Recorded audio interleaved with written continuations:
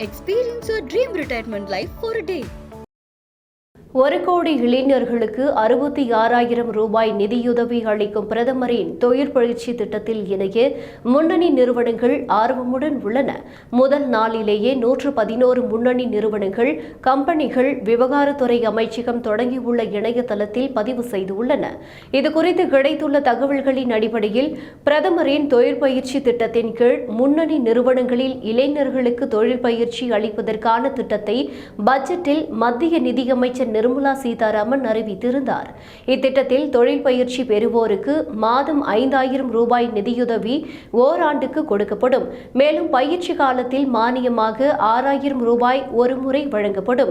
மொத்தம் தொழிற்பயிற்சி பெறுவோருக்கு 66,000 ரூபாய் பணமாகவும் நாட்டின் மிக சிறந்த முன்னணி நிறுவனங்களில் ஓராண்டுக்கு சிறந்த பயிற்சியும் கிடைக்கும். இதன் மூலம் பயிற்சி பெறும் இளைஞர்களுக்கு சிறந்த நிறுவனங்களில் உடனடியாக வேலைவாய்ப்பும் கிடைக்கும் என்று எதிர்பார்க்கப்படுகிறது. இத்திட்டத்தில் நிறுவனங்களின் CSR நிதி அடிப்படையில் 500 முன்னணி நிறுவனங்கள் பதிவு செய்ய உள்ள நிலையில் முதல் நாளிலேயே 111 முன்னணி நிறுவனங்கள், கம்பெனிகள் விவகாரத்துறை அமைச்சகம் தொடங்கியுள்ள pminternship.mca.gov.in இணையதளத்தில் பதிவு செய்து தொழிற்பயிற்சி வழங்குவதாக அறிவித்துள்ளன. இத்திட்டத்தில் பயிற்சி பெற விரும்பும் இளைஞர்கள் 21 வயது முதல் 24 வயதுக்கு உட்பட்டவர்களாக இருக்க வேண்டும் என்று அறிவிக்கப்பட்டுள்ளது. ஆன்லைன் மூலம் pminternship.mca.gov.in என்ற இணையதளத்தில் அக்டோபர் 12ஆம் தேதி முதல் 25ஆம் தேதி வரை விண்ணப்பிக்கலாம்.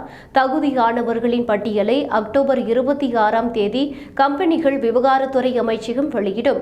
விண்ணப்பதாரர்களை நிறுவனங்கள் நவம்பர் 7ஆம் தேதி வரை தேர்வு செய்து அவர்களுக்கு பயிற்சி அளிப்பதற்கான கடிதத்தை வழங்கும்.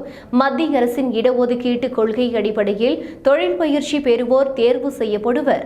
சொந்த மாவட்டம் அல்லது அருகில் உள்ள மாவட்டங்களில் பயிற்சி அளிப்பதற்கான முயற்சிகள் மேற்கொள்ளப்படும். இந்த திட்டத்துக்கு 800 கோடி ரூபாய் செலவு செய்ய திட்டமிடப்பட்டுள்ளது. 5 ஆண்டு காலத்தில் 1 கோடி பேருக்கு தொழில் பயிற்சி அளிக்க இலக்கு நிர்ணயிக்கப்பட்டுள்ளது.